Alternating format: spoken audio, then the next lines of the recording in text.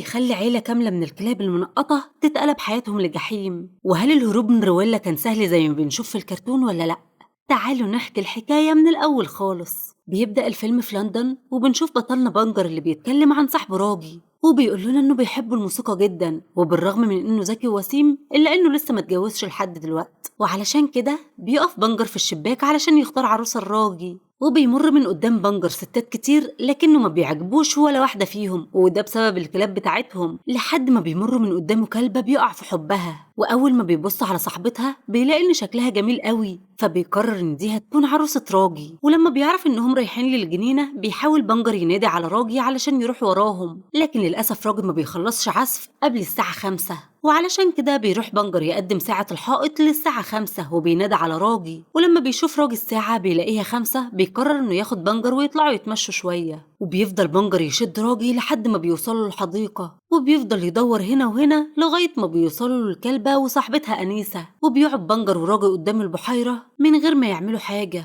ساعتها بيفكر بنجر ازاي يجذب انتباه راجي للست دي، فبياخد القبعة بتاعت راجي وبيرميها على الكرسي جنبها علشان يروح يجيبها ويتعرفوا على بعض. لكن للأسف أنيسة بتاخد كلبتها وبيمشوا من المكان. ساعتها بيجري وراها بنجر بسرعة وبيجري ورا راجي، فبيلف بنجر حوالين الست دي وبيوقعها في البحيرة هي وراجي. بعدها بيقومها راجي من البحيرة وبيعتذر لها، وبيفضلوا يضحكوا مع بعض. وبيمر الوقت وبيتجوز راجي وأنيسة وكمان بنجر والكلبة بتاعتها بهيرة، وبيعيشوا كلهم في بيت واحد صغير. وبنشوف بهيرة وهي بتقول لبنجر إنها بتتوحم، وده لأنها طبعا بتكون حامل. وفجأة بتقطع كلامها لما بتشوف عربية قدام البيت، والست صاحبة العربية دي بتخبط على الباب، فبتفتح لها أنيسة. وبنعرف إن دي رويلة ست شريرة والكلاب بتخاف منها. بتدخل رويلة البيت وبتفضل تدور على الكلاب الصغيرة في كل مكان لأنها بتكون فاكرة إن بهيرة ولدت، لكن أنيسة بتقولها إن لسه قدامها 3 أسابيع. وساعتها بتلاحظ أنيسة جاكيت رويلة وبتسألها إذا كان الفرو ده طبيعي، فبتقولها رويلة أيوة إنه طبيعي وإنها بتعشق الفرو جدا وإن مفيش ست ما بتحبوش، لكن أنيسة بتقولها إنها ما بتحبش الفرو. وقتها بتستهزأ بيها رويلة وبتقولها إنها قضت على أحلامها في البيت الصغير ده ورضيت براجل فقير يكون فارس أحلامها. بعدها بتقولها إنها هتمشي وهتيجي كمان 3 أسابيع علشان تاخد الكلاب الصغيرة. في الوقت ده بيجي راجل وهو بيغني الرويلة وبيقول إنها غوريلا وشكلها يغيظ وصوتها زي المعيز. وبيفضل راجل يرقص مع أنيسة وهم في غاية الفرحة. وبيروح بعد كده بنجر لبهيرة اللي بتكون مستخبية لأنها خايفة من رويلا، وبتقول لبنجر إنها طمعانة في عيالهم وإنها خايفة عليهم منها، لكن بنجر بيطمنها وبيقول لها ما تقلقش. وبتمر الأسابيع وبيجي ليل مليان مطر وأعاصير، وبنعرف وقتها إن بهيرة بتولد. وراجل وبنجر بيكونوا قاعدين قلقانين جدا. وبعد شوية بتولد بهيرة، وفي البداية بتقول لهم الخادمة إنها جابت 10 كلاب،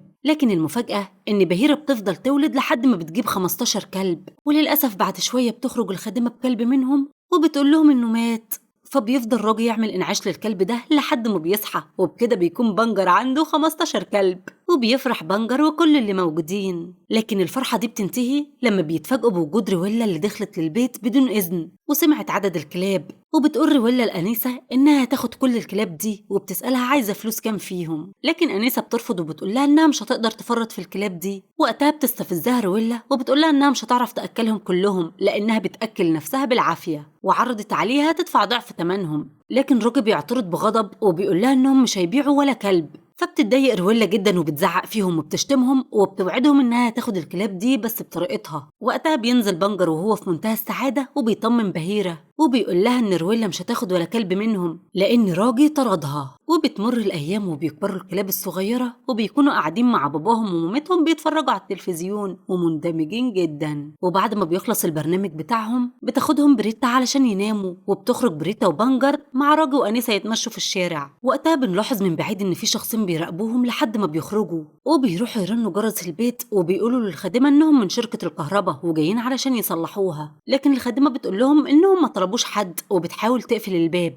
لكنهم بيزقوها وبيدخلوا بالقوة، وواحد منهم بيحبس الخادمة جوه أوضة والتاني بيسرق ال15 كلب وبيجروا بسرعة من المكان. أما عند رويلا فبتكون بتقرأ الصحف وبتشوف خبر سرقة الكلاب وهي في منتهى السعادة، وساعتها بيرن تليفونها وبيكلموها الحرامية وبنعرف إن رويلا هي اللي ورا الخطة دي، وبيطلبوا الحرامية فلوسهم، فبتقول لهم إن ده مش وقته وبتقفل في وشهم. وبعدها بتكلم رويلا أنيسة وبتمثل عليها الصدمة وبتقول لها إنهم لازم يبلغوا البوليس فورا. ساعتها بياخد راجل التليفون وبيقول لرويلا تعترف هي مخبياهم فين، لأنه بيكون حاسس من جواه إن هي اللي ورا السرقة دي. في الوقت ده بيروح راجل بهيرة وبيقول لها إنهم لازم يلاقوا عيالهم بنفسهم، وعلشان كده بيقرروا إنهم لما يخرجوا يوصلوا رسالة لكل كلاب لندن بطريقة الهوهوة، بحيث إن أي كلب يسمعهم يوصل الرسالة لغيره ويقدروا يوصلوا لولادهم. وفعلا لما بيخرجوا بنجر وبهيرة مع راجو وأنيسة بيبدأوا يهوهوا، وبيرد عليهم كلب تاني، وبيفضلوا الكلاب ينقلوا الهوهوة لبعض لحد ما بيفهموا القصة. وبيوصل أخيرا الخبر لزعيم الكلاب، واللي بيكون كلب عجوز وحكيم. وبيلاحظ الزعيم إن قصر دارفيل اللي قدامه طالع منه نار من المدخنة،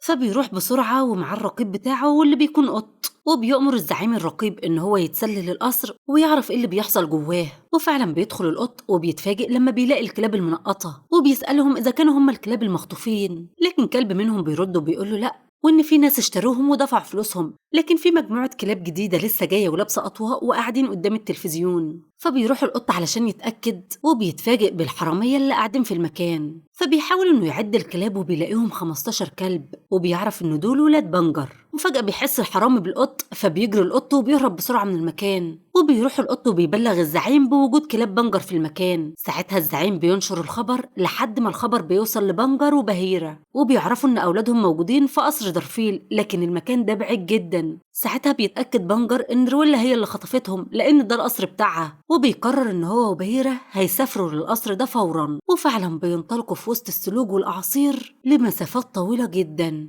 وفي الوقت ده جوه القصر بتوصل رويلا وبتأمر الحرامية إن هم يخلصوا الموضوع بسرعة لأن البوليس بيدور عليهم، وبتهددهم إنها ترجع بكرة الصبح، ولو ما كانوش خلصوا على الكلاب هتبلغ عنهم البوليس، وبتسيبهم وبتمشي. في الوقت ده القط الرقيب بيكون قاعد مع الكلاب وبيقول لهم إن هم لازم يهربوا من الخرم اللي موجود في الحيطة ده بسرعة. وفعلا بيبدأوا الكلاب يهربوا واحد ورا التاني والقط بيساعدهم. أما الحرامية فبيكونوا قاعدين بيتفرجوا على التلفزيون، ولما بيخلصوا فرجة بيروحوا علشان يخلصوا على الكلاب، لكنهم بيتفاجئوا ان الكلاب كلها هربت. فبياخدوا الكشافات بتاعهم بسرعة وبيروحوا يدوروا عليهم، لكن الكلاب بيفضلوا يجروا منهم في المكان، وللأسف الحرامية بيقدروا يوصلوا لهم وبيحبسوهم. في اللحظة دي بيوصل بنجر وبهيرة للمكان اللي موجود في القصر، وبيبدأوا يهوهوا للزعيم اللي بيسمع صوتهم. فبيروح لهم بسرعة الزعيم وبيقول لهم إن ولادهم في خطر ولازم ينقذوهم بسرعة. ساعتها بيسيبوا بنجر وبهيرة وبيجروا بسرعة علشان ينقذوا ولادهم من الحرامية، وبيهجموا عليهم وبيبدأوا يضربوهم ويشتتوهم لحد ما كل الكلاب بيهربوا بره القصر. وبعد ما بيخلصوا على الحرامية مؤقتا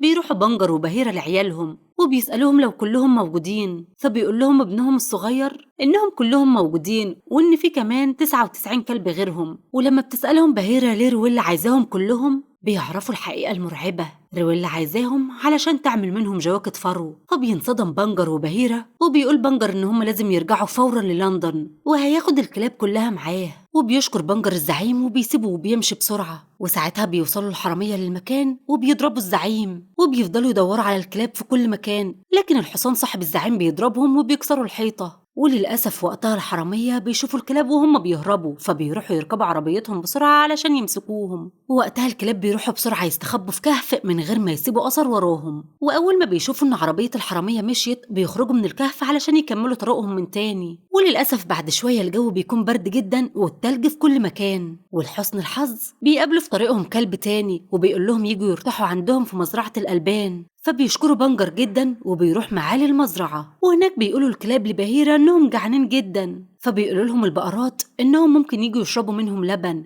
وساعتها بينطلقوا الكلاب كلهم علشان يلحقوا يشربوا اللبن. وبعد شوية من كتر التعب بتنام بهيرة وبنجر وكمان كل الكلاب، وتاني يوم الصبح بينطلقوا الكلاب علشان يكملوا طريقهم من تاني. وللأسف في الوقت ده بتيجي عربية رويلا وكمان الحرامية وبيلاحظوا آثار الأقدام بتاعهم في الطريق، فبتقول لهم رويلا يتفرقوا علشان يقدروا يمسكوهم. وفي الطريق في كلب بيقابل بنجر وبيشاور له على العربية وبيقول له إن العربية دي رايحة لندن وممكن يركبوا فيها كلهم، لكنهم بينصدموا أول ما بيشوفوا رويلا والحرامية وصلوا للمكان. فبتسأل بهيرة بنجر ازاي هيهربوا منهم. وقتها بتيجي البنجر فكرة وبيروح ينط في تراب الدفاية وبيقول لأولاده كلهم يوسخوا نفسهم بالتراب ده، وده علشان يغيروا لونهم للون الأسود، وساعتها رويلا مش هتتعرف عليهم. وفعلا الكلاب بيعملوا كده وبيخرجوا واحد واحد من المكان علشان يوصلوا للعربية. وطبعا الحرامية لما بيشوفوهم ما بيتعرفوش عليهم، لكن للأسف لما بيروح بنجر يجيب آخر مجموعة من الكلاب علشان يوصلهم للعربية، في مية بتنقط عليهم وبيبدأ لونهم الحقيقي يظهر.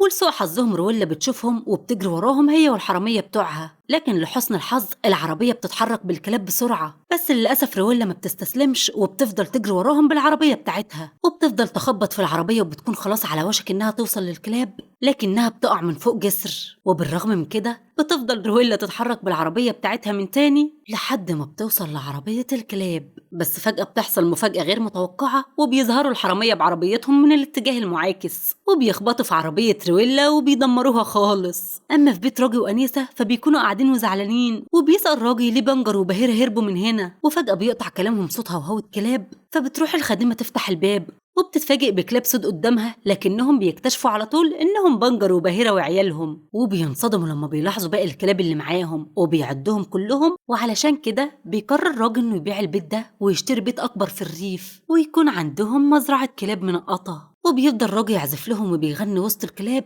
اللي بيكونوا مالين البيت بهجة وفرح. وهنا بتخلص حكاية اكتر عيلة شجاعة في لندن، عيلة ما استسلمتش للخوف وقررت تحارب علشان عيالها. تفتكروا بقى لو انتوا مكان بنجر وبهيرة كنت هتعملوا كده علشان تنقذوا الكلاب ولا لأ؟ وبس كده، لو عجبكم الفيلم ما تنسوش تعملوا لايك وتشتركوا في قناة نظرية في المهلبية على اليوتيوب، وتتفرجوا على الملخصات اللي فاتت وتستنوا الملخصات اللي جاية. باي.